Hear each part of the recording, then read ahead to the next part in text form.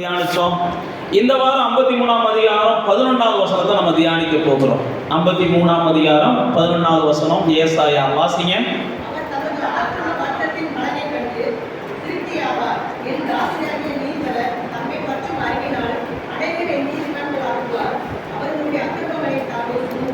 போதும்.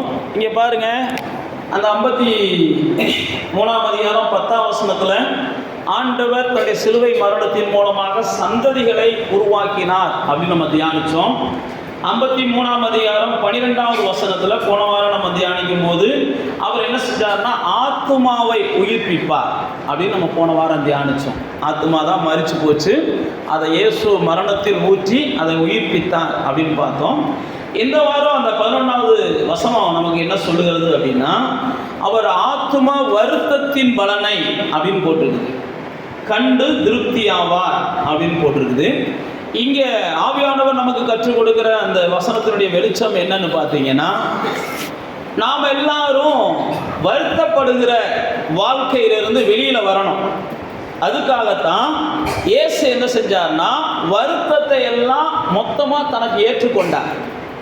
ஆத்மாவிலே அவருக்கு பெரிய கசப்பு வருகிற அளவுக்கு தன்னுடைய வாழ்க்கையில் என்ன செஞ்சுன்னா அவருடைய கொடிய காலம் இருந்துச்சு. அந்த கொடிய நேரத்தில் அவர் என்ன செஞ்சார்னா, என் தேவனே என் தேவனே ஏன் என்னை கைவிட்டி அப்படின்னா என்ன அப்படின்னா, அவ்வளவு தாங்க முடியாத ஒரு பெரிய வருத்தத்தின் ஊடாக இயேசு அந்த நேரத்தில் கடந்து போனார்.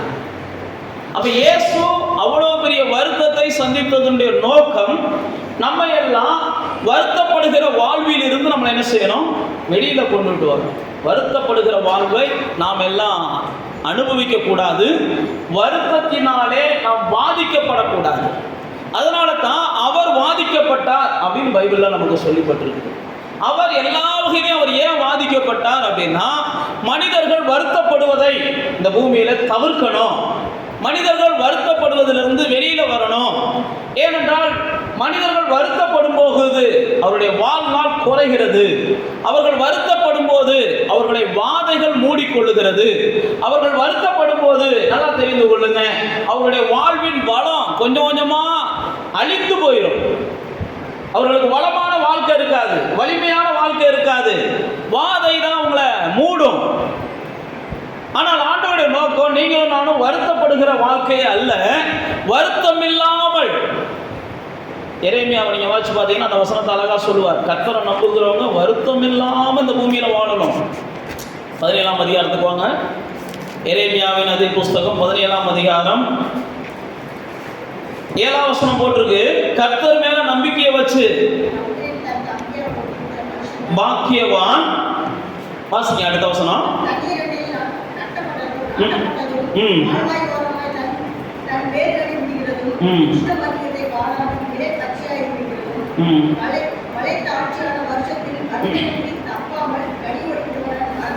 பாருங்க, கர்த்தரை நம்புகிறவர்கள் மழை தாழ்ச்சியான காலங்கள்ல கூட அவங்க வருத்தம் இல்லாம இருக்கணும்.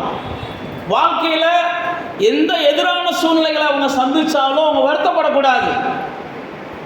அதனால தான் இயேசு என்ன செஞ்சார்னா, சிலுவையில் தன்னுடைய நம்முடைய எல்லா வருத்தத்தையும் அவர் தன்மையில் எடுத்துக்கொண்டார். அவர் வருத்தப்பட்டார், அவர் வேதனைப்பட்டார். இங்கே வேதம் தான் சொல்லுகிறது, கர்த்தரை நம்புகிறவர்கள் எதிரான சூழ்நிலைகளை சந்திக்கும் போதும், வறட்சியான சூழ்நிலைகளை சந்திக்கும் போதும், பஞ்ச காலங்களை சந்திக்கும் போதும், வறுமையின் காலங்களை சந்திக்கும் போதும், கொள்ளை நோய் போன்ற காலங்களை சந்திக்கும் போது இவங்க வருத்தப்படக்கூடாது. ஏன் அப்படின்னா அவர்களுக்கு தேவன் என்ன செய்யறார், அப்படிப்பட்ட வாக்கு தத்துவத்தை கொடுத்திருக்கிறார். இங்க சொல்றாரு பாருங்க, அப்படிப்பட்ட காலங்களில் கூட உங்களை காப்பாற்றணும் அப்படின்றதான் தேவன் என்ன செஞ்சார்னா சிலுவையிலே இயேசுவை வருத்தப்படுத்தினார். இயேசுவை ஏன் வருத்தப்படுத்தினார் அப்படின்னா, நீங்களும் நானும் இந்த பூமியில வாழுகிற நாளங்கள்லாம் வருத்தத்தை ஜெயிச்சு வாழணும். வருத்தப்பட்டு கொண்டே நாம் வாழக்கூடாது, வருத்தப்பட்டு கொண்டே நம்ம வாழக்கூடாது. இயேசு பார்த்தீங்கன்னா தன்னுடைய சீசர்களை அவர் ஊழியத்துக்கு கூட்டு போகும்போது ஜனங்களுக்கு இயேசு நோக்கி சொல்லுகிறார். 11ஆம் அதிகாரம் 28ஆம் வசனம். மத்தேயு 11ஆம் அதிகாரம் 28ஆம் வசனம். வருத்தப்பட்டு பாரம் சுமக்கிறவங்களாம் நீங்க என்ன செய்யுங்க, என்னிடத்துல வாருங்க, என்னிடத்துல வாருங்க. நீங்க யாரும் வருத்தப்படக்கூடாது. அப்படி வருத்தப்பட்டுக்கிட்டு இருக்கியா, நீ என்கிட்ட வா. ஆனால் நாம் என்ன நினைக்கிறோம்னா, ஆண்டவர்கிட்ட வந்தாலும் நமக்கு வருத்தம் மட்டும் என்ன செய்ய மாட்டேங்குது, மாற மாட்டேங்குது. ஆண்டவர்கிட்ட வந்தாலும் நமக்கு வேதனை மட்டும் நீங்க மாட்டேங்குது. ஆனால் ஆண்டவர் என்ன சொல்றாரு, அப்படிப்பட்டவங்களாம் நீங்கள் என்கிட்ட வாங்க, நான் இளைப்பாறுதல் தருவேன்றார். ஆண்டவர் ஒருபோதும் பொய் சொல்ல போறதில்லை. ஆண்டவர் ஒருபோதும் பொய் சொல்ல போறதில்லை. அது வருத்தப்பட்டவங்களாம் நீங்கள் என்கிட்ட வாங்கன்னு சொல்லிட்டீங்க, நாங்கள் தான் வந்துட்டோம், ஆனால் எங்கள் வருத்தம் மாறினது மாதிரி தெரியலை, எங்கள் வேதனை மாறின மாதிரி தெரியலை அப்படின்னா அடுத்து நம்ம என்ன செய்யணும், சிந்திக்கணும். எல்லாரும் பள்ளிக்கூடத்துக்கு போங்க அப்படின்னா நாங்கள் பள்ளிக்கூடத்துக்கு எல்லாரும் போயிட்டோம், ஆனால் நாங்கள் என்ன செய்ய மாட்டோம், படிக்க மாட்டோம், எழுத மாட்டோம், வாத்தியார் சொல்கிறத கேட்க மாட்டோம், எதையும் நாங்கள் கண்டுக்கிற மாட்டோம். ஆனால் 10ஆவதுல நாங்கள் என்ன செய்யணும், ஃபஸ்ட்டு மார்க் வாங்கணும், ஸ்டேட் ஃபஸ்ட்டில் டிவியில் நாங்கள் வரணும், இதெல்லாம் நம்ம ஆசைப்படுவோம். ஆனால் இப்படிலாம் நம்ம ஆசைப்பட்டோம்னா நம்மளை முதல்ல கீழ்பாக்கத்தில் போய் என்ன செஞ்சுருவாங்க, பையனை கொஞ்ச நாள் ட்ரீட்மெண்ட்டு கொஞ்சம் அனுப்பி விடுவோம் அப்படின்னு அனுப்பி விடுவாங்க. அதே போல் தான் நானும் நீங்கள் என்ன நினைக்கிறோம், ஆலயத்துக்கு வந்துட்டோம், அப்போ நம்ம என்ன செஞ்சிடும், வருத்தமில்லாத வாழ்க்கையை ஆண்டவர் நமக்கு தந்துடுவார் நம்ம நினைக்கிறோம். நீங்கள் ஆலயத்துக்கு வந்ததுக்கப்புறம் அவனை எழுதி கொடுக்க பழகுவாங்க. நான் ஆனாலாம் படிக்க மாட்டேன், நான் 1 2 எழுத மாட்டேன் அப்படின்னா அதுக்கப்புறம் நான் தான் சொன்ன பாருங்க, உங்கள் வாழ்க்கையில் நீங்கள் வெளிச்சத்தை பார்க்க முடியாது. நீங்கள் எத்தனை வருஷம் உட்கார்ந்தாலும் அதே இருளில் தான் என்ன செஞ்சுருப்பீங்க, தெரியுதா தெரியுதா தெரியுதான்னு கேட்டுக்கிட்டே இருக்கணும். தெரியலை தெரியலை தெரியலீங்கன்னு சொல்லிக்கிட்டே இருப்பீங்க. புரிஞ்சா சோத்திரம், புரியலாட்டின்னு சோத்திரம். ஏன் நான் உங்களுக்கு சொல்கிறேன்னா, சில நேரம் நம்ம அப்படி தான் நினைக்கிறோம். ஆண்டவர் நம்முடைய வருத்தத்தை மாற்றிட்டார், ஆண்டவர் நம்முடைய வருத்தத்தை எல்லாம் சிலுவையில் எடுத்துக்கொண்டார். ஆண்டவர் நமக்கு வாக்கு பண்ணி இருக்கிறார், என்னை நம்புகிறவர்கள் இந்த பூமியில் வருத்தம் இல்லாமல் வாழ்வார்கள் என்று வாக்கு பண்ணி இருக்கிறார். அது மாத்திரமல்ல, இயேசு என்ன செய்கிறாரு, வருத்தப்படுறவங்க நீங்கள் என்கிட்ட வாங்க, நான் உங்களுக்கு இளைப்பாறுதலை தர்றேன் அப்படின்னு சொல்கிறார். அப்போ வருத்தப்படுறவங்கலாம் அவர்கிட்ட வரும்போது அவர் இளைப்பாறுதலை தருகிறார். அதில் நிச்சயம் எந்த ஒரு மாற்றமும் கிடையாது. வேதத்தில் வாசிச்சு பார்த்தீங்கன்னா முதல்ல மனுஷன் பாவம் செஞ்சதுனால தான் ஆதியாகமத்தின் புஸ்தகத்தில் முதல்ல மனுஷனுக்கு வருத்தத்தையும் ஆண்டவர் அனுமதிக்கிறார். ஆதியாகமம் புஸ்தகம் 3ஆம் அதிகாரம் 17ஆவது வசனத்தை வாசிங்க.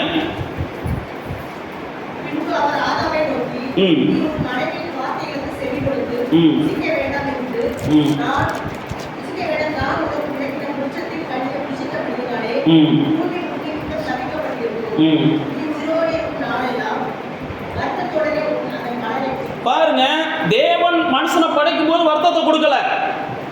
தேவன் மனுஷனை படைக்கும் போது அவனை ஒரு ராஜ வாழ்க்கைக்கு தான் படைச்சார்.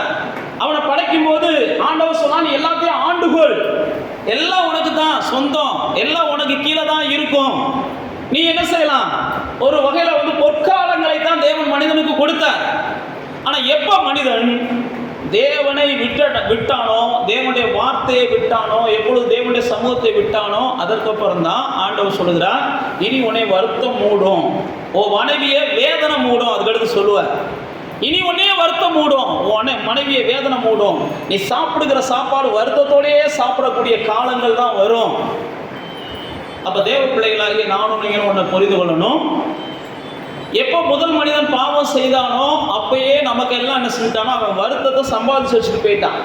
அவனுடைய சந்ததிகள் நாம் எல்லாம் வேதனைகளும் அவன் நமக்கு சம்பாதிச்சு வச்சுட்டு போயிட்டான். வருத்தமும் வேதனையும் நம்முடைய வாழ்க்கையில நீங்காத ஒண்ணு. அதனாலதான் யோபு சொல்றாரு, சாகுறது வரைக்கும் அவனுக்கு சஞ்சலம் மாறாது, சாகுறது வரைக்கும் அவனுக்கு வருத்தம் இருக்கத்தான் செய்யும், சாகுறது வரைக்கும் நோவுகள் இருக்கத்தான் செய்யும்னு சொல்லி நீங்க யோபு புஸ்தகத்துல யோபு தன்னுடைய வாழ்க்கையை குறித்து சொல்லுவார். நீங்கள் சங்கீதத்தில் பார்த்தீங்கன்னா 73ஆம் சங்கீதத்தில் அந்த பரிசுத்தவான் சொல்லுவான், துன்மார்க்கர்களுக்கு என்ன செய்யலாம், நரப்படுகிற வேதனைகள் அவர்களுக்கு இல்லாம. நரப்படுகிற வேதனைகள்னா மனுஷர்களுக்கு வருகிற எந்த வருத்தமும் அவனுக்கு என்ன செய்ய மாட்டேங்குது, வரமாட்டேங்குது. துன்மார்க்கனுக்கு ஆனால் நீதிமானாக இருக்கிற எனக்கு எல்லா வருத்தமும் வருது அப்படின்னு அந்த 73ஆம் சங்கீதத்தை ஆசாப் என்கிற பரிசுத்தவான் தேவனை நோக்கி பார்த்து சொல்லுவார். அப்புறம் அதுக்கப்புறம் அதே 73ஆம் சங்கீதத்திலே தேவனை நோக்கி பார்த்து சொன்ன அதே ஆசாப், எனக்கு தேவனை அண்டிக் கொண்டு இருக்கிறதா நல்லம், ஏன்னா வருத்தம் இல்லாமல் வாழுகிறவனுடைய வம்சம் சீக்கிரத்தில் வேறு இல்லாமல் செத்து போகுது. எல்லாம் தெரிஞ்சுக்கோங்க. இன்னைக்கு நம்ம பார்வைக்கு வருத்தம் இல்லாமல் வாழ்றது மாதிரி தெரியும். நீங்க கொஞ்ச நாள் இந்த பக்கம் திரும்பிட்டு கொஞ்ச நாள் கழிச்சு அவனை திரும்பி பார்த்தீங்கன்னா வம்சம் இல்லாமல் வேறு இல்லாமல் அவன் செத்து போய் கிடக்கிறத பார்ப்பீங்க. இதெல்லாம் நமக்கு வேதத்தில் ஆவியானவர் எழுதி வச்சிருக்கிற எத்தனையோ சத்தியங்கள் மூலமாக நான் உங்களுக்கு காமிக்க முடியும். ஆக மொத்தம் தேவ பிள்ளைகளாகிய நானும் நீங்களும் வருத்தத்தை ஆதியிலேயே மனுஷன் முதல்ல படைக்கும் போதே அவன் சாபமாக பெற்றுக்கொண்டான். இந்த சாபமாக பெற்றுக்கொண்ட அந்த வருத்தத்தையும் சாபமாக பெற்றுக்கொண்ட அந்த வேதனையையும் இயேசு மாற்றும்படி தான் சிலுவையில் வந்து சாபமானார் பைபிளில் போட்டிருக்கு. இயேசு மூலமாக தான் மனிதர்களுக்கு வருகிற எல்லா வருத்தங்களிலிருந்து ஒரு விடுதலை கிடைக்கும். இயேசு மூலமாக தான் மனிதர்களுக்கு வருகிற வேதனைகளிலிருந்து விடுதலை கிடைக்கும். அதனால தான் இயேசு சொன்னார், எல்லாரும் என்கிட்ட வாங்க, உங்களுக்கு நான் இளைப்பாறுதலை தருவேன். நீங்கள் எல்லாரும் என்கிட்ட வாங்க, வருத்தப்பட்டு பாரம் சுமக்கிறவங்களே எல்லாரும் வாங்க, நான் உனக்கு இளைப்பாறுதலை தருகிறேன். அப்போ தேவ பிள்ளைகளாகிய நானும் நீங்களும் முதல்ல புரிந்து கொள்ளணும், நம்முடைய வருத்தம் நீங்காமல் இருக்குன்னா நாம தேவனுக்கு என்ன செய்யறோம்னா ஏதோ ஒரு இடத்துல இடம் கொடுக்காம இருக்கிறோம், அல்லது தேவன் ஏதோ ஒரு காரியத்தை நமக்கு வெளியேற்றணுன்றதுக்காக சில நேரத்தில் வருத்தத்தை நம்ம வாழ்க்கையில் அனுமதிக்கிறார். ஏதோ ஒரு காரியத்தை, அவருக்கு பிரியமில்லாத காரியத்தை நீங்கள் ஏசாயாவில் பார்த்தீங்கன்னா நீங்கள் என்ன சங்கடப்படுத்துறீங்க உங்கள் செயல்களாலே அப்படின்னு. ஏசாயா வசனத்தை அந்த குழுப்பை வாசிங்க. உங்கள் ஏசாயா 43:23 43:23 அதை வாசிங்க. ஏசாயா 53:11 தான் நம்ம வாசித்தோம். 43:23 வாசிங்க.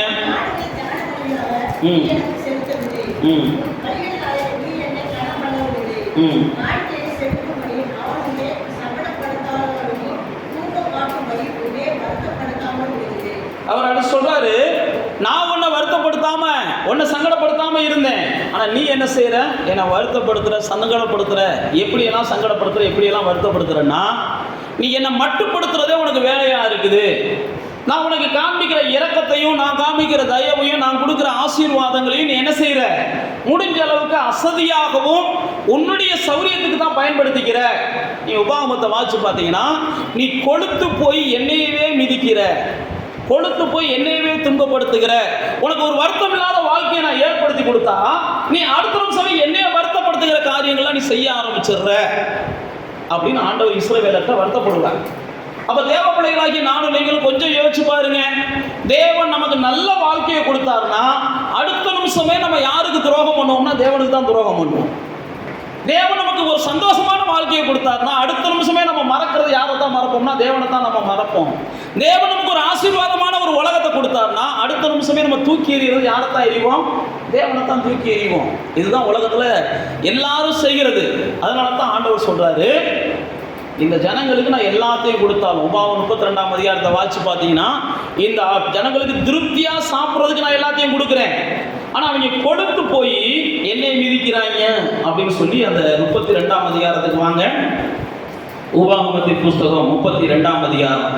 கர்த்தர் 12ஆம் வசனத்துல போட்டிருக்கு, கர்த்தர் ஒருவரே அவங்கள வழி நடத்தினாராம், அந்நிய தெய்வங்கள் யாரும் கூட இல்லையா.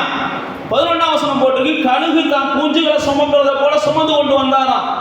13ஆம் வசனத்துல போட்டிருக்கு, பூமியில உயர்ந்த இடத்துல கொண்டு போய் வச்சு அவங்களுக்கு புசிக்க என்னென்ன தேவையோ தேனை கொடுத்தேன், எண்ணெயை கொடுத்தேன்றாரு. 14ஆம் வசனம் போட்டிருக்கு, பசு வெண்ணெயை கொடுத்தேன், ஆட்டு பாலை கொடுத்தேன், கொடுமையான எல்லாத்தையும் சாப்பிட்டுட்டு 15ஆம் வசனம் போட்டிருக்கு, யசூரன் கொழுத்து போய் எண்ணெய் உதைச்சான், அவன் என்ன செஞ்சான், என்ன அசட்டை பண்ணுனா, அவன் எனக்கு எரிச்சல் மூட்டுனா அப்படின்னு 16ஆம் வசனத்தை சொல்லியிருக்கிறார்.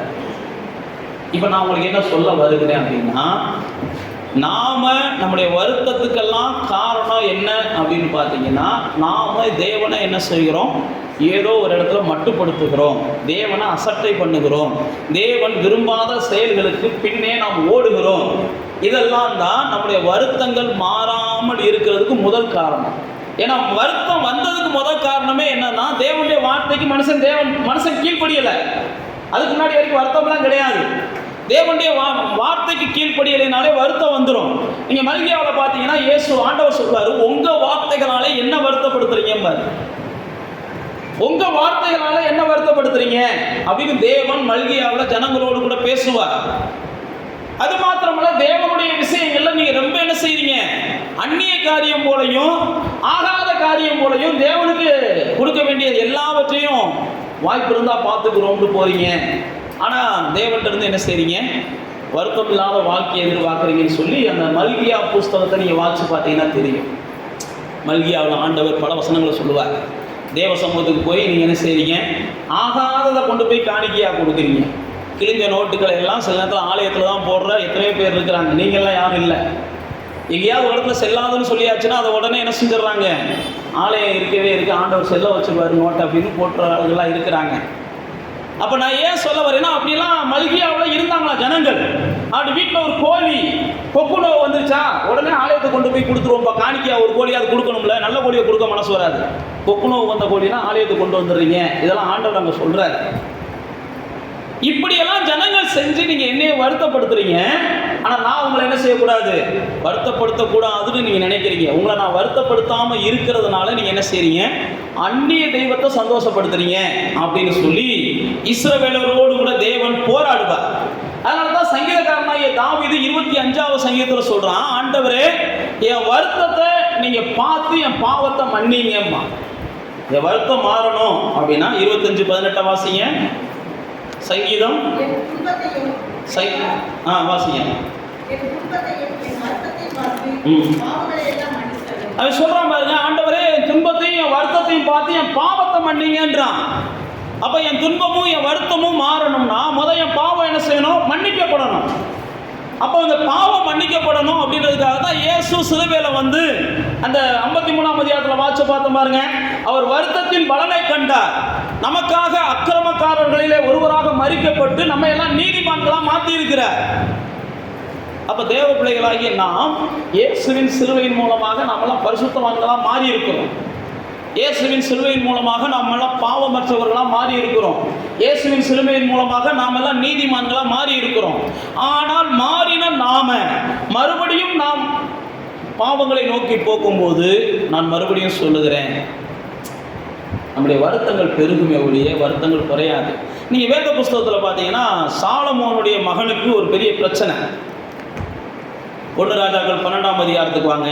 சாலமோனுடைய மகனுக்கு ஒரு பெரிய பிரச்சனை. சாலமோனுடைய மகன் சாலமோன் ஒரு பெரிய ராஜா, பெரிய ஞானி. ஆனால் சாலமோன் தேவனுக்கு பிரியமில்லாத பல விஷயங்களை அவர் செஞ்சிடறாரு. அப்படி செஞ்ச உடனே தேவன் என்ன செஞ்சிடறாரு, சாலமோனை அப்பா நீ உயிரோடு இருக்கிறது வரைக்கும் நீ இருந்துட்டு போ, உயிரோடு இருக்கிறது வரைக்கும் நீ இருந்துட்டு போ, ஆனால் நீ எனக்கு பிரியமில்லாத நிறையா செஞ்சுட்ட. சாலமோனுக்கு தேவன் என்ன செஞ்சார், எல்லாவற்றையும் சாதகமாக்கி கொடுத்தார். சாலமோன் ஒரு யுத்தத்தை கூட பார்க்காத மனுஷன்.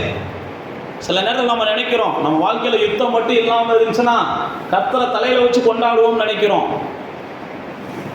யுத்தம் இல்லாமல் இருந்துச்சுன்னா அதுதான் நான் சொல்கிறேன்ல, காலில் போட்டு தான் கர்த்தரை மிதிப்போம். இப்படி தான் வந்து கடந்த காலங்களில் எல்லாரும் பண்ணியிருக்கிறாங்க. நம்ம மட்டும் பெரிய யோக்கியம்னு நம்ம இப்போ நினைப்போம். நம்ம வாழ்க்கையில் சில நேரத்தில் தேவனியா சிலதை அகற்ற மாற்றாருன்றா, சிலதை அகற்றியாச்சுன்னா நீங்கள் அவரை விட்டு அகன்று போயிடுவீங்கன்னு அவருக்கு தெரியும். அதனால தான் பார்த்தீங்கன்னா சாலமோனுக்கு எல்லாவற்றையும் சாதகமாக்கி கொடுக்கிறார். சாலமோனை பார்த்து சொல்றாரு, தாவீது ரத்தம் சிந்தியே சாகுறது வரைக்கும் நிம்மதி இல்லாமல் செத்துட்டியான். ஆனால் சாலமோனே நீ அப்படியே ரத்தத்தையே சிந்தக்கூடாது, யுத்தத்தையே பார்க்கக்கூடாது, உனக்கு சுத்தமான அமைதியான நாட்களை கொடுக்குறேன்றாரு. சிலது நானும் நீங்களும் அப்படி தான் விரும்புகிறோம். ஆண்டவரே நாங்கள் தான் இவ்வளோ துன்பத்தை பார்த்துட்டோம், எங்கள் பிள்ளைகளால் துன்பத்தை பார்க்காம வாழட்டுமே நினைக்கிறோம்.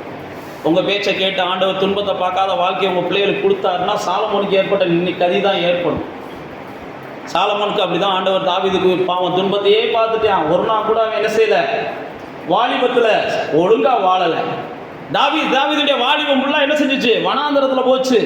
தாவீதுடைய வாலிபம்லாம் மலைகளுக்குள்ள ஒளிஞ்சு வாழ்ந்தான். தாவீதுடைய வாலிபத்தில் ஒரு நாள் கூட உருப்படியாக என்ன செய்யலை, அவனுடைய வாழ்க்கையை சந்தோஷமாக வாழலை. ஆனால் தேவன் ஒரு நாள் என்ன செஞ்சார், அவனுடைய ராஜாங்கத்தை கொண்டு வந்து அவனை சந்தோஷமாக வாழ வச்சார். அப்போ தான் தாவீது நினச்சான், என் பிள்ளைகளுக்கு இந்த வாழ்க்கை வேண்டாம். அதே போல் தேவன் கொடுத்தார், சாலமோனுக்கு கொடுத்தார். அதனுடைய விளைவு என்னன்னா, சாலமோன் எந்த அளவுக்கு முடியுமோ அந்த அளவுக்கு மனிதர்களை பிரியப்படுத்துவதற்காக தேவனை கோபமூட்டுகிறவனா மாறினான். நல்லா தெரிஞ்சுக்கோங்க, உங்களை நல்ல இடத்துல கர்த்தர் வச்ச உடனே நீங்கள் என்ன செஞ்சுறீங்க, மனுஷர்களை பிரியப்படுத்த ஆரம்பிச்சிருங்க. மனுஷனை பிரியப்படுத்துறதுனா என்ன, கடதளத்தில் வாங்கன்னா, ஏன்னா நீங்கள் நல்ல இடத்துல இருக்கீங்கல்ல, ஒரு புத்துவர்களோட முதலாக போயிடுவீங்க. அங்கே போன உடனே கர்த்தரை நீங்கள் என்ன செஞ்சுருவீங்க, மறந்துடுவீங்க. இந்த மேன்மை யாரால் வந்துச்சுன்றதை நம்ம உணர மாட்டோம். நான் மறுபடியும் தான் சொல்கிறேன், சாலமோனுக்கு அப்படிப்பட்ட வாழ்க்கையை கர்த்தர் கொடுத்தார். ஆனால் சாலமோன் அவன் செஞ்ச சேட்டைகள் அவ்வளவு சேட்டைகள், அவன் செஞ்ச அக்கிரமங்கள் அவ்வளவு அக்கிரமங்கள். அவன் கோயில்களை விக்கிரங்கள், தேவனுக்கு ஆலயத்தை கட்டினது மாதிரி விக்கிரகங்களுக்கு கோயிலை கட்டினியான். இதெல்லாம் பைபிளில் இருக்குது. ஆனால் தேவன் என்ன செஞ்சார்? தாவீது நிமித்தம் சாலமோனுடைய வாழ்க்கையில் எந்த வருத்தமும் வராமல் பார்த்துக்கிட்டார். ஆனால் சாலமோன் காலத்துக்கு அப்புறம் வருத்தம் வருது.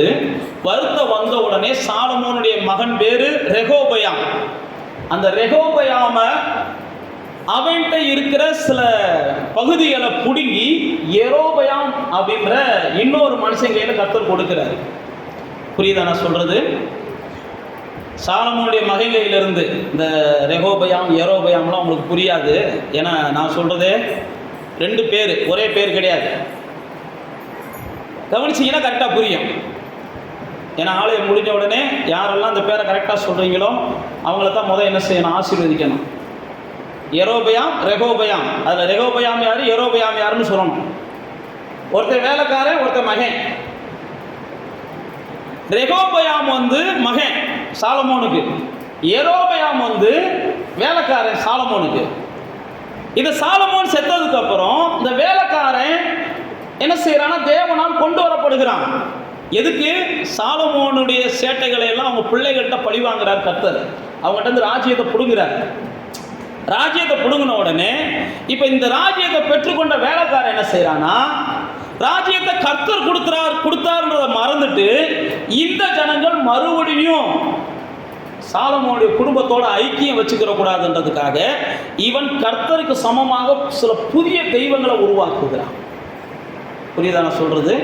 சில நேரத்தில் தேவ பிள்ளைகளாகிய நானும் நீங்களும் என்ன செஞ்சிடறோம்னா இப்படிலாம் தவறாக யோசிக்கிறோம். இதை செஞ்சிட்டோம்னா வருத்தம் வராது, இதை செஞ்சிட்டோம்னா பிரச்சனை வராது, இதை செஞ்சிட்டோம்னா ஆசீர்வாதம் குறையாது, இதை செஞ்சிட்டோம்னா அது குறையாது, இப்படின்னே சொல்லிட்டு கடைசியில் என்ன செஞ்சிடறோம்? தேவனுக்கு விரோதமான மனிதர்களாக நம்ம மாறிடுறோம். இந்த யெரொபெயாம் அப்படிதான் மாறிட்டாரு. இந்த யெரொபெயாம் மாறினதுனால தான் கர்த்தர் அந்த 12ஆம் அதிகாரம் 28ஆம் வசனத்தில் சொல்றாரு. வாசிங்க. 1 ராஜாக்களின் புஸ்தகம் 12ஆம் அதிகாரம் 28ஆம் வசனத்தை வாசிங்க.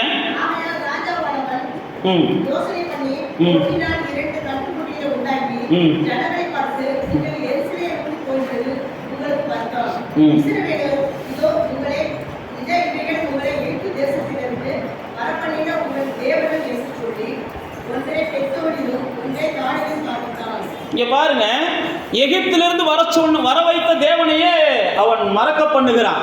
எகிப்திலிருந்து வர வச்ச தெய்வம் இதுதான் அப்படின்னு சொல்லி அந்நிய தெய்வங்களை அவன் உருவாக்குகிறான்.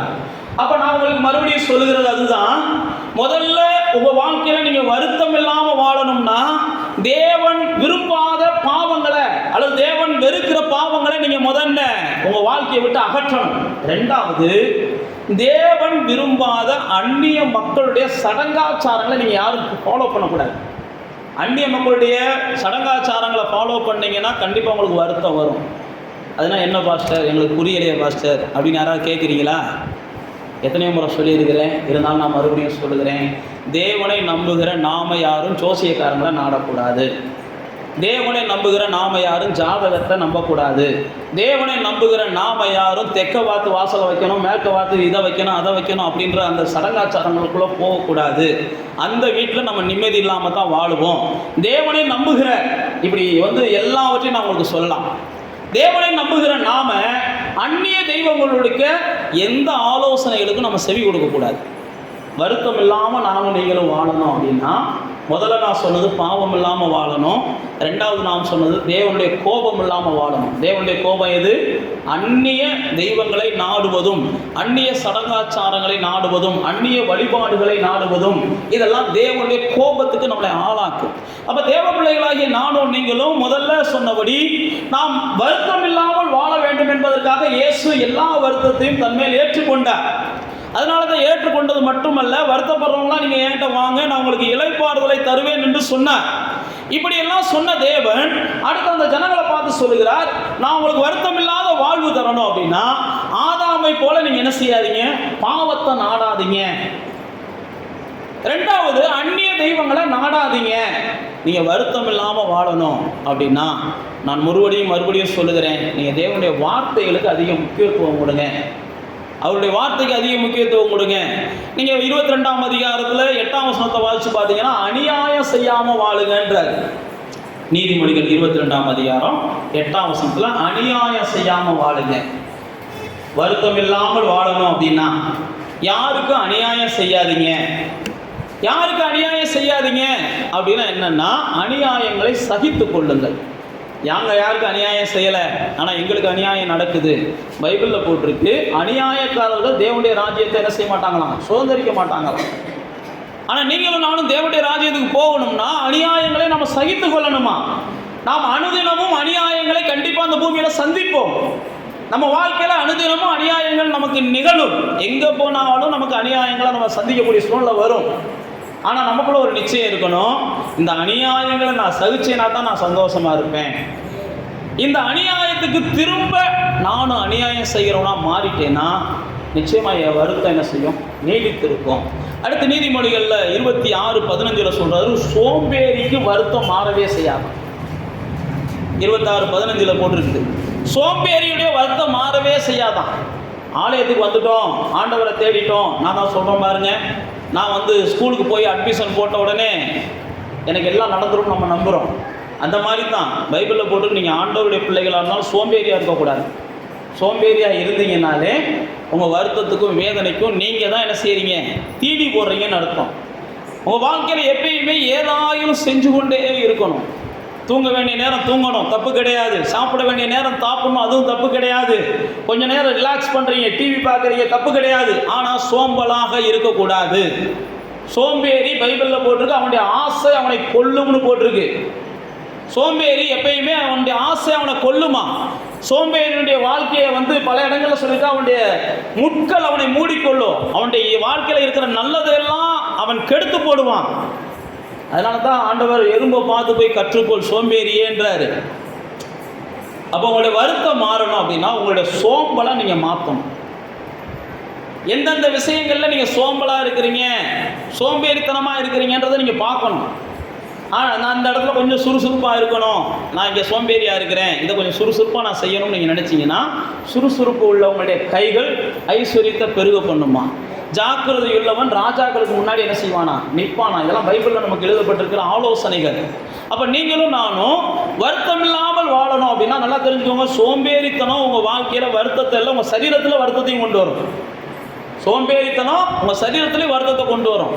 ஏதாவது ஒன்று செய்கிறதுக்கு நீங்கள் என்ன செய்யுங்க, முயற்சி பண்ணுங்கள். சோம்பலாக மட்டும் என்னைக்கு இருக்காதீங்க. அடுத்து பாருங்க, இதே புஸ்தகத்தில் நான் வாசிக்கிறேன். உங்களுக்கு மல்கியாவை ஏற்கனவே நாங்கள் சொல்லிட்டேன். 1ஆம் அதிகாரம் 13ஆம் வசனத்தில் மட்டுப்படுத்துவதை போட்டிருக்கு. 2ஆம் அதிகாரம் 17ஆம் வசனத்தில் பேசுகிறத போட்டிருக்குது. அடுத்து மனுஷனுக்கு எப்போ வருத்தம் வருதுன்னா, எப்போ பார்த்தாலும் வேலை செஞ்சுக்கிட்டே இருந்தாலும் வருத்தம் வரும். புரியுதா நான் சொல்கிறது? சோம்பலாக இருக்கக்கூடாதுன்றதுக்காக எப்போ பார்த்தாலும் வேலை பார்த்துக்கிட்டே இருக்கணும்னு அர்த்தம் கிடையாது. எப்போ பார்த்தாலும் வேலை பார்த்தாலும் உங்களுக்கு வருத்தம் வரும். ஆண்டவர் அதனால தான் ஆதி நாட்கள் என்ன செஞ்சார், ஒரு நாள் நீ ஓய்வு எடுக்கணும்னு சொன்னார். ஒரு நாள் என்ன செய்யணும், ஓய்வு எடுக்கணும். எப்போ பார்த்தாலும் வேலை வேலை வேலை வேலை வேலைன்னு கிடந்தீங்கனாலும் மொத்தமாக வருத்தத்தை ஒரு நாள் என்ன செய்வீங்க, உட்காந்து வருத்தப்பட்டுக்கிட்டு இருப்பீங்க. ஏன்னா இப்போ உங்களுக்கு வேலை வேலை வேலைன்னு அலையிறதுனால வருத்தப்படுறதுக்கு நேரம் இல்லை. ஆனால் அடுத்து நீங்கள் விரும்பினாலும் விரும்பாட்டினாலும் மொத்தமாக உட்காந்து வருத்தப்படுறதுக்கு கால் என்ன செய்யும், என்னையை பார்த்து வருத்தப்படுங்க, கை என்னையை பார்த்து வருத்தப்படுங்க, இருதயம் என்னையை பார்த்து வருத்தப்படுங்க, அடுத்து எல்லாமே நடக்கும். எதை வச்சு நான் உங்களுக்கு சொல்கிறேன்னா, லூக்கா 10ஆம் அதிகாரம் 40ஆம் வசனத்தில் மார்த்தாள் என்கிற ஒரு அம்மா வேலை பார்த்துக்கிட்டே இருந்தாங்களாம். இயேசு வந்தது கூட தெரியாமல் வேலை பார்க்குறாங்க. சிலர் இன்றைக்கி ஆலயத்துக்கு போகணுன்னு கூட தெரியாமல் வேலை பார்த்துருவாங்க. 11 மணிக்கு தான் ஞாபகம், ஐயோ இன்னைக்கு ஞாயிற்றுக்கிழமை இல்லை அப்படின்ட்டு. ஏன்னா அந்தளவுக்கு வேலை சிலருக்கு அப்படிலாம் வரும். இயேசு உட்காந்துருக்காரு, அப்போ கூட அந்த அம்மாவுக்கு தெரியல. மரியாள் போய் இயேசுட்ட உட்காந்துருக்குறாங்க. இந்த அம்மா வேலை பார்த்து பைபிளில் போட்டிருக்கு, அநேக வேலைகளை பார்த்து தான் அவன் வருத்தம் அடைச்சான்னு ஆவியானவர் நமக்கு எழுதி வச்சிருக்கிறார். அந்த 10ஆம் அதிகாரத்துக்கு வாங்க. லூக்கா எழுதின சுவிசேஷம் 10ஆம் அதிகாரத்தில் அநேக வேலைகளை பார்த்து அவள் வருத்தப்பட்டால், கவலைப்பட்டு கலங்குகிறாயின்னு இயேசு அவளை பார்த்து சொல்றாரு. அந்த 40ஆம் வசனத்தை வாசிங்க.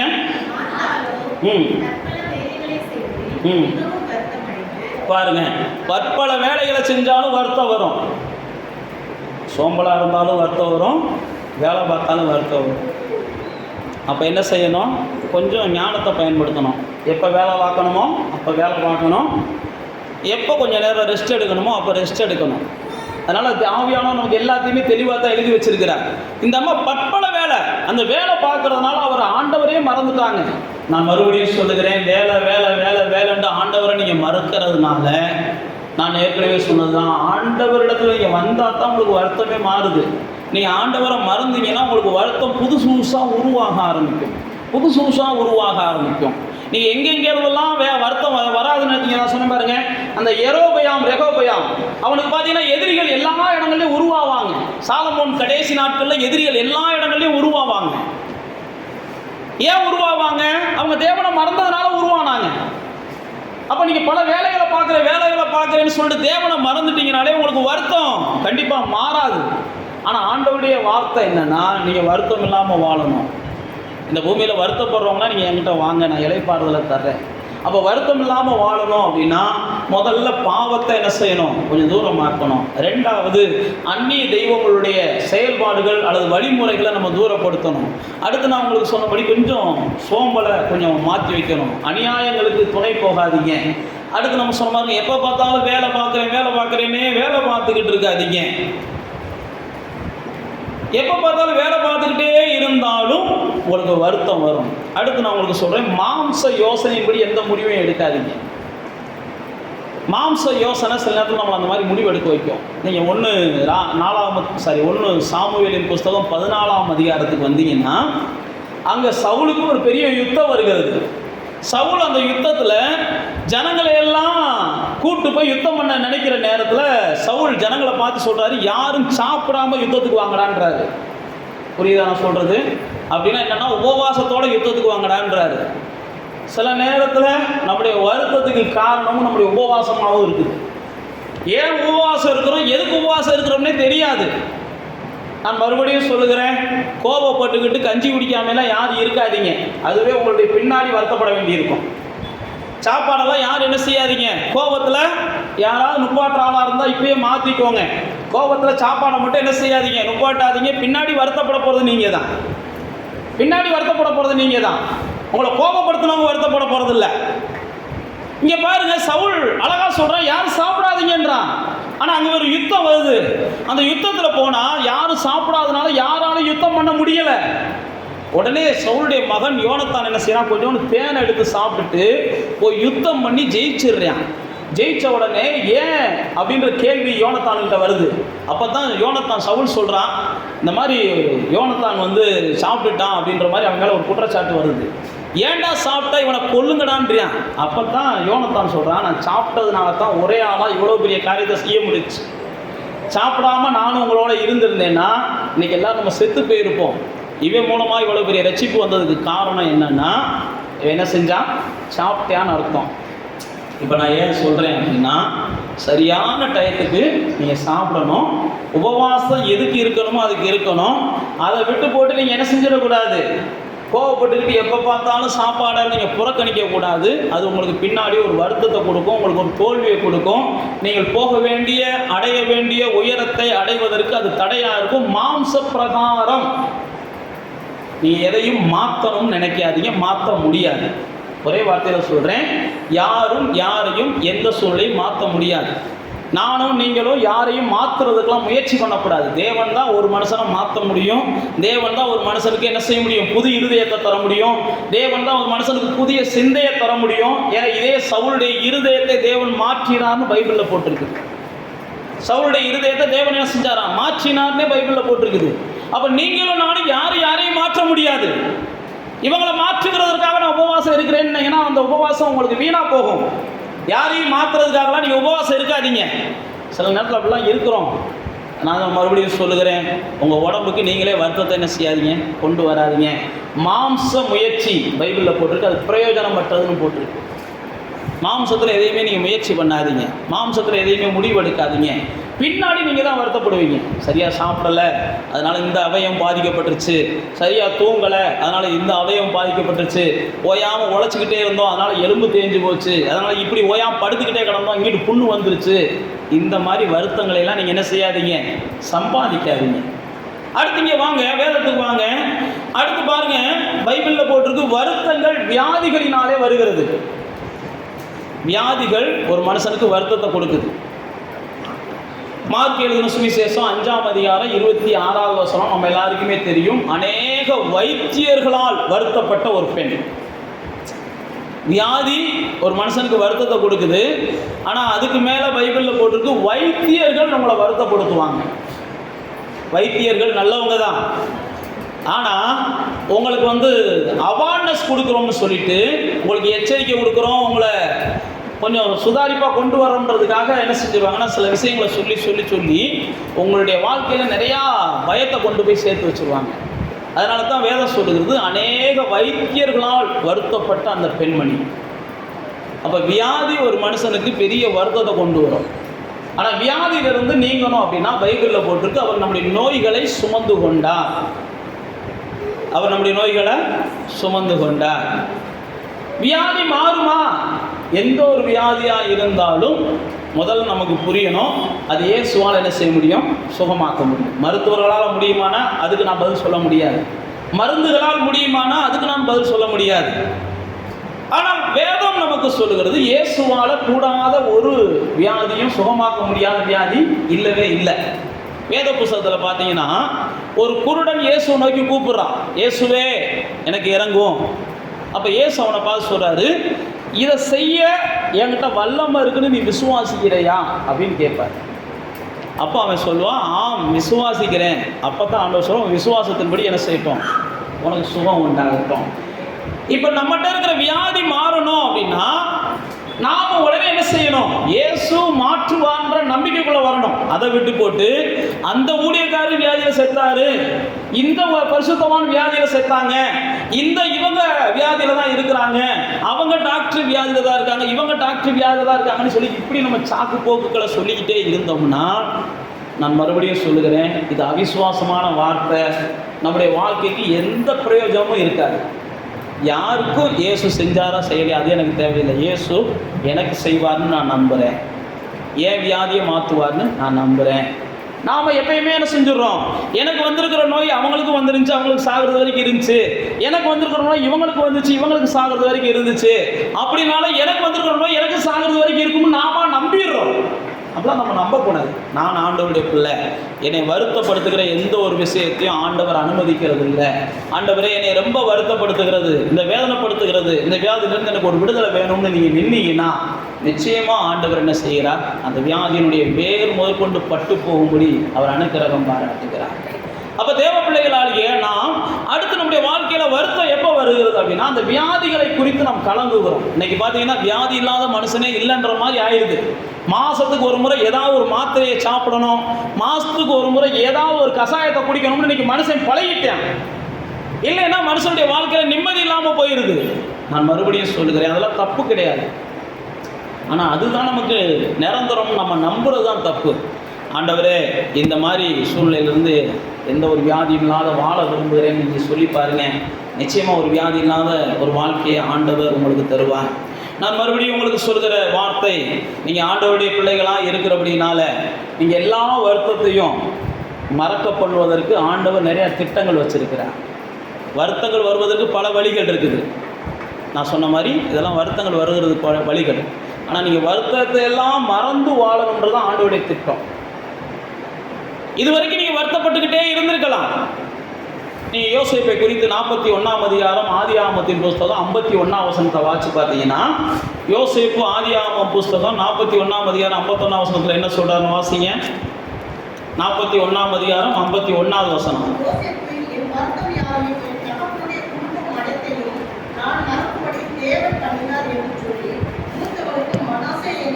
பாருங்க, என் வருத்தத்தை எல்லாம் மறக்கும்படி எனக்கு தேவன் என்ன செஞ்சா, இன்னைக்கு வாழ்க்கையை கொடுத்துருக்கிறான்னு யோசேப்பு சொல்றான். இந்த யோசேப்பு வாழ்க்கையில அவன் வருத்தங்கள் நிறைய சந்திச்சான். குடும்பத்தாரால் வருத்தம் வந்துச்சு, வேலை பார்க்குற இடங்கள்ல வருத்தம் வந்துச்சு, இப்படிலாம் எல்லா வருத்தத்தையும் அவன் பார்த்தான். ஆனால் அந்த யோசேப்பு தான் சொல்லுகிறான், என் வருத்தத்தை எல்லாம் மறக்க பண்ணுகிற நாட்களுக்குள்ள கர்த்தர் என்னை கொண்டு வந்து வச்சு என்னை ஒரு வருத்தம் இல்லாத ஒரு வாலிபனாக கர்த்தர் நிப்பாட்டி வச்சிருக்கிறார். வருத்தப்படாத ஒரு வாலிபனாக கர்த்தர் என்னை வாழ வச்சிருக்கிறார். வருத்தப்படாத வாலிபனாய் மட்டுமல்ல, வருத்தப்படுகிறவர்களுக்கெல்லாம் வாழ்வு கொடுக்கிற ஒரு இடத்துல ஆண்டவர் என்ன செஞ்சா, யோசேப்பை தேவன் தூக்கி வச்சார். யார் யாருக்கெல்லாம் வருத்தமோ ராஜா சொல்றான், யோசேப்பை போய் பாருங்கன்றான். யார் யாருக்கெல்லாம் வருத்தமோ ராஜா சொல்றான், யோசேப்பை போய் பாருங்கன்றான். ஏன் அப்படின்னா, வருத்தத்தை ஜெயித்த மனிதன் அவன். வருத்தம் இல்லாமல் வாழ்ந்து கொண்டு இருக்கிற மனிதன். வருத்தப்படுவோருக்கெல்லாம் வாழ்வு கொடுக்கிற ஒரு மனிதன், அவனுடைய குடும்பத்தில் இருக்கிறவங்களுக்கு ஒரு செய்தி போகிறது. இங்க எல்லாம் இந்த நம்முடைய வருத்தம் எல்லாம் மாறுவதற்கு அங்க ஒரு அதிபதி இருக்கிறான்னு சொல்லி அவங்க குடும்பத்தில் இருக்கிற ஒரு செய்தி போகுது. அந்த குடும்பத்தில் இருக்கிறவங்களுக்கு தெரியாது, அந்த அதிபதி நம்ம குடும்பத்தை சார்ந்தவன்னு தெரியாது. அங்க வந்ததுக்கு அப்புறம் தான் தெரியுது அந்த அதிபதி இந்த குடும்பத்தில் ஒரு மகனாய் பிறந்தவன் என்று சொல்லி. அதுக்கப்புறம் தான் சொல்றான், யோசேப்பு சொல்றான், எவ்வாறு அந்த மாதிரி வருத்தமான நாட்கள் வருவதற்காக கர்த்தர் வருத்தம் இல்லாமல் உங்களுக்கெல்லாம் வாழ்க்கையை தரணுன்றதுக்காக என்னை கொண்டு வந்து என்ன செஞ்சிருக்கிறார், எவ்வளோ அவசரத்தில் வச்சிருக்கிறார். நீங்கள் எல்லாம் கிளம்பி வாங்க, ஏன்டா வருத்தப்படுறீங்க, நான் வாழ்ந்து கொண்டு இருக்கிறேன், வாங்க நீங்களும் என் கூட சேர்ந்து வாழலாம் அப்படின்னு சொல்கிறேன். அப்போ தேவ பிள்ளைகளே, நானும் நீங்களும் வருத்தமில்லாத உயரத்தில் போய் உட்காரணுன்றதான் கர்த்தருடைய திட்டம். ஒருவேளை நம்ம வருத்தப்பட்டிருக்கலாம், வருத்தப்பட்டதுக்கு பல காரணங்கள் இருக்கலாம், நம்முடைய வருத்தங்களை சந்திச்சதுக்கு பல காரணங்கள் இருக்கலாம். ஒருவேளை காரணமே இல்லாமல் கூட வருத்தப்பட்டிருக்கலாம். யோசேப்புலாம் என்ன செஞ்சார், காரணம் இல்லாத வருத்தப்பட்டார், காரணமே இல்லாமல் கூட வருத்தப்பட்டிருக்கலாம். ஆனால் நமக்குள்ள ஒரு நிச்சயம் இருக்கணும், வருத்தம் இல்லாமல் நான் வாழ்வதற்குன்னு கர்த்தர் சீக்கிரம் ஒரு நாளை என்ன செய்வார், கொண்டு வருவார்.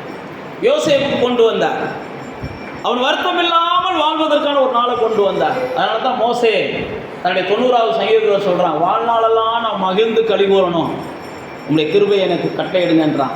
நான் துன்பப்பட்ட நாட்களுக்கு மேலே நான் மகிழ்ச்சியாக இருக்கணும், உங்களுடைய கிருபை எனக்கு கட்டளையிடுங்கன்றான். 90வது சங்கீதத்தை நீங்கள் வாட்சி பார்த்தீங்கன்னா தெரியும். அப்போ தேவ பிள்ளைகளாகிய நானும் நீங்களும் வருத்தம் இல்லாத ஒரு வாழ்வுக்கு வந்தால் தான், வருத்தப்படுகிறவர்கள்லாம் நீங்கள் என்கிட்ட வாங்க, நான் உங்களுக்கு இளைப்பாறுதல் தர முடியும்னு சொல்லி யோசேப்பை போல நாம் என்ன செய்ய முடியும், அழைக்க முடியும். நானும் நீங்களும் வருத்தத்திலையும் வேதனையிலையும் இருக்கும்போது யாரை கூப்பிட்டாலும் ஓ வருத்தம் மாறட்டும், ஓ வேதனை மாறட்டும், அதுக்கப்புறம் நான் வந்து என்ன செய்கிறேன், அந்த வருத்தம் மாறுறத, என் வாழ்க்கையில் வருத்தம் மாறுவதற்கு நீ சொல்கிறத நம்புகிறேன்பாங்க. அப்போ நானும் நீங்களும் வருத்தம் இல்லாத ஒரு வாழ்க்கையை வாழணும் அப்படின்னா முதல்ல நாம் என்ன செய்யணும், வேதம் சொல்லி இருக்கிறபடி இப்போ நான் சொன்ன சின்ன சின்ன விஷயங்களை நீங்கள் அப்புறப்படுத்துங்க. ஆனால் வேதம் நமக்கு சொல்லுகிறது, நமக்கு எல்லாம் தேவன் என்ன செய்கிறார், தண்ணீர் இல்லாத உலகத்தை தான் கடைசி நாட்களில் தருகிறார். பரலோக வாழ்க்கையை குறித்து வெளிப்படுத்தின விசேஷம் 21ஆம் அதிகாரத்தில் போட்டுட்டு, அங்கே வருத்தம் இல்லை, கண்ணீர் இல்லை, அங்கே துன்பம் இல்லை, அங்கே வியாதி இல்லை, நமக்கு மரித்ததுக்கப்புறம் வருத்தம் இல்லாத உலகம் இருக்குது. ஆனால் ஆண்டவர் விரும்புகிறது நாம் வாழும்போதே வருத்தம் இல்லாமல் என்ன செய்யணும், வாழணும். அதனால தான் மோசே சொல்கிறான், வாழ்நாளெல்லாம் நான் களி கூர்ந்து மகிழ்ந்திருக்கணும். அந்த வாழ்க்கையை தேவன் என்ன செஞ்சார், யோசேப்புக்கு கொடுத்தார். வருத்தம் இல்லாமல் யோசேப்பு வாழ்ந்தான். சாகும்போது வருத்தப்படுறவங்களையெல்லாம் தன்னிடத்தில் அவன் சேர்த்து கொண்டான். அது மாத்திரமல்ல, நீங்கள் பார்த்தீங்கன்னா இவன் நல்லா இருக்கும்போது அவங்க உறவுக்காரங்க வருத்தப்படுறாங்க, சொந்தக்காரங்க வருத்தப்படுறாங்க, அவங்களுக்கும் அவன் வாழ்க்கை கொடுக்குறவனா மாறுறான். ஆனால் இஸ்ரவேல் ஜனங்களை நீங்கள் வாசித்து பார்த்தீங்கன்னா, இவங்க வருத்தப்படுறப்ப ஏதோமியர்கள் இவர்களை ஆதரிக்கலை. ஏதோமியர்கள்னா இவங்க சகோதரர்கள். அம்மோனியர்கள் இவர்களை ஆதரிக்கலை, சகோதரர்கள். மோவாபியர்கள் இவர்களை ஆதரிக்கலை, இவங்களாம் சகோதரர்கள். இஸ்ரவேலர்கள் வருத்தப்படும் போது இவங்கெல்லாம் அவங்கள ஆதரிக்கலை. இஸ்ரவேலர்கள் வனாந்தரத்தில் வரும்போது தண்ணி கேட்டால் கூட இவங்கெல்லாம் கொடுக்க மாட்டேன்ட்டாங்க. இதெல்லாம் வேத புஸ்தகத்தில் இருக்குது.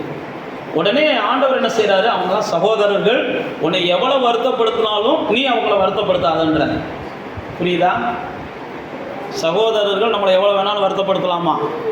ஆண்டவரை அறிந்து இருக்கிற நாம சகோதரர்களை வருத்தப்படுத்தக்கூடாதான். இது ஆண்டவருடைய நீதி. ஆண்டவர் சொல்கிறார், ஒரு மோவாப்பிட்ட இருந்து ஒரு அடி நிலத்தை கூட தரமாட்டேன், நீ அவனை தொடாத. அவனை தண்ணி கொடுக்கல, ரைட் பரவாயில்ல விட்டுரு. தண்ணி தவிச்ச வாய்க்கு தான் தண்ணி, சாதாரணமாலாம் கிடையாது. நீங்கள் பார்த்தீங்கன்னா இஸ்ரவேலர்கள் சொல்கிறாங்க, நாங்கள் தண்ணி குடிக்கிறதுக்கு காசு கொடுக்குறோம்டான்றாங்க. காசு கொடுக்குறோம் தண்ணி குடிக்கிறதுக்கு, அது கூட ஒத்துக்கிற மாட்டேன்றியா. அப்போ இஸ்ரவேலர்களுக்கு கோவம் வருது. ஆண்டவர் சொல்கிறாரு, அவங்க இடத்துல வந்து ஒன்றை கூட தரமாட்டேன், நீ என்ன செய்யாத, அவங்க பக்கமே திரும்பி பார்க்காதன்றாரு. ஏன் நான் உங்களுக்கு சொல்லுகிறேன் அப்படின்னா, நம்ம சகோதரர்களால் நமக்கு வருகிற வருத்தம், சகோதரிகளால் நமக்கு வருகிற வருத்தம் யோசேப்பு வாழ்க்கையில் வந்ததை போல நிறையா வரும். நாம் வருத்தம் இல்லாமல் வாழணும் அப்படின்னா இப்படிப்பட்ட இவங்களை நம்ம கடந்து போகணும். யோசேப்பு கடந்து போனதுனால தான் வருத்தம் இல்லாமல் வாழ்ந்தான். அப்படி வாழ்ந்ததுனால தான் அவன் நல்லா இருக்கும்போது வருத்தப்படுகிற சகோதரர்களை தன்னிடத்தில் சேர்த்து கொண்டான். உங்களுக்கு அந்த மனம் வந்தால் தான் கர்த்தர் உங்கள் சகோதரர்களை காட்டிலும் உங்களை உயர்ந்த இடத்துல வைப்பார். உங்களுக்கு அந்த மனம் வரலை அப்படின்னா நீங்கள் சகோதரர்களை காட்டி உயர்ந்த இடத்துக்கு போகிறதுக்கு நாள் ஆகும். நான் நல்ல இடத்துக்கு வந்தால் என் சகோதரர்களை ஆதரிப்பேன், நான் நல்ல இடத்துக்கு வந்தால் என் சகோதரிகளை ஆதரிப்பேன் அப்படின்ற நிச்சயத்துக்கு நீங்கள் வந்தீங்கன்னா, அப்படிப்பட்ட நம்பிக்கையை கர்த்தருக்கு நீங்கள் கொடுத்தீங்கன்னா, கர்த்தர் நிச்சயம் உங்களை என்ன செய்வார்? அந்த இடத்துல வைப்பார். இல்லை இவங்க வருத்தப்படுத்தினவங்க, நான் இவங்களை சேர்த்துக்கிற மாட்டேன்னு சொன்னீங்கன்னா, நான் மறுபடியும் சொல்லுகிறேன், நீங்கள் உங்கள் உயர்வை தடுக்கிறீங்க, உங்கள் வாழ்க்கையில் வர வேண்டிய சந்தோஷத்தை தடுக்கிறீங்க. நீங்கள் இஸ்ரவேலருடைய வாழ்க்கையில் அதான் செஞ்சாங்க. அப்போ தேவ பிள்ளைகளாகிய நானும் நீங்களும் வருத்தத்தோடு வாழ்வதை தேவன் விரும்பல. வருத்தத்திலிருந்து மீண்டு வரணும். நான் கடைசியாக சொல்லி முடிக்கிறேன். இஸ்ரவேலர்கள் எகிப்திலே கொடுமைப்படுத்தப்பட்டாங்க. இது யாத்திராகமத்தின் புத்தகத்தில் வாசித்து பார்த்தீங்கன்னா தெரியும். அவருடைய கொடுமைப்படுத்தப்படும் போது, வருத்தப்படுத்தப்படும் பொழுது, துன்பப்படுத்தப்படும் போது தேவன் அவர்களை பார்த்தார். ஏன்னா ஏன் ஜனம் வருத்தத்தோடு எங்கேயும் வாழக்கூடாது.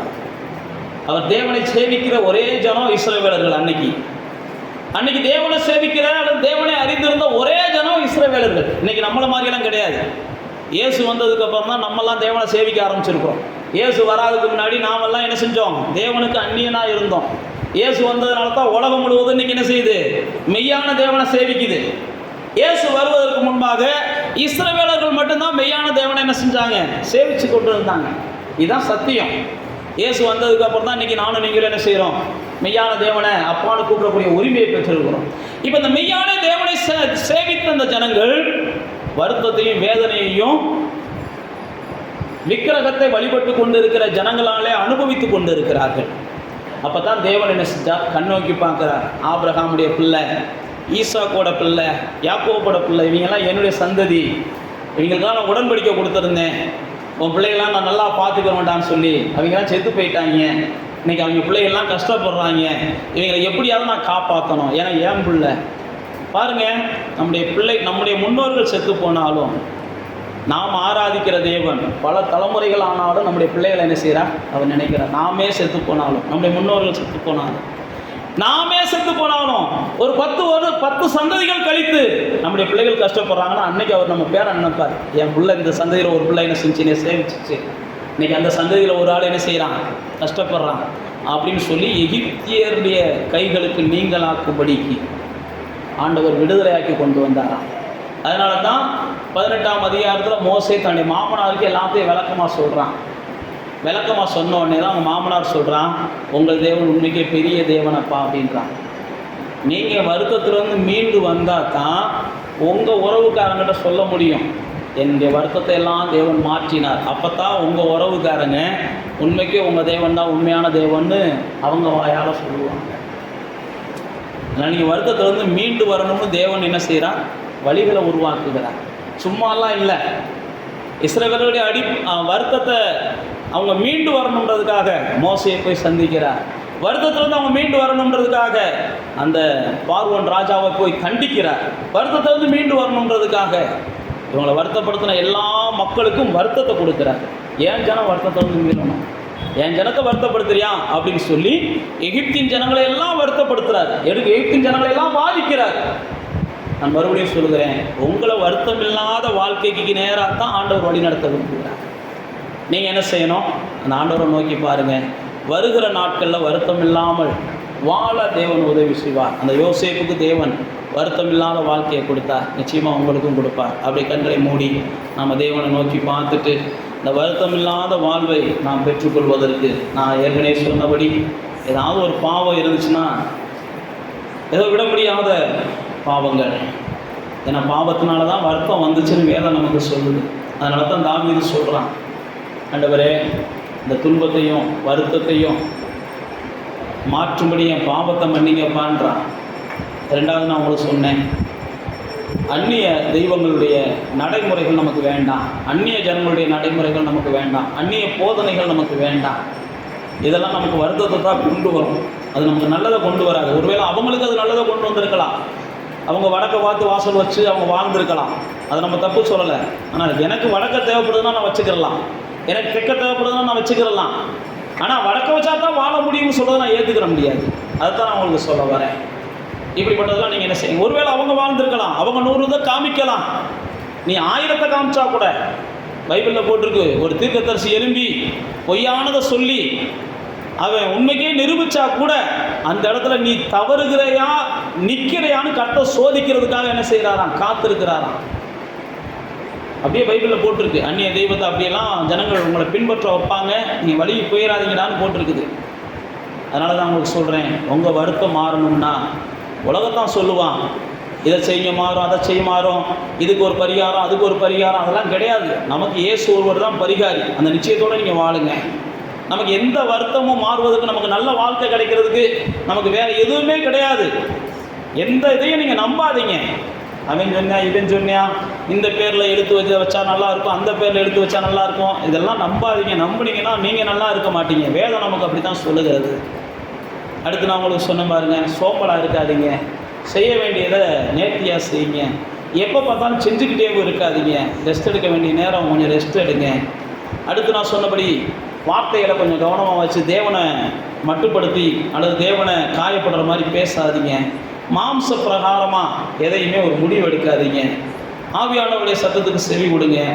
வியாதிகள் வரும்போது வைத்தியர்கள் பேச்சை நம்பிக்கிட்டே இருக்காதீங்க. அந்த வியாதிகள்லேருந்து கர்த்தர் விடுதலையாக்குவார்னு நம்புங்க.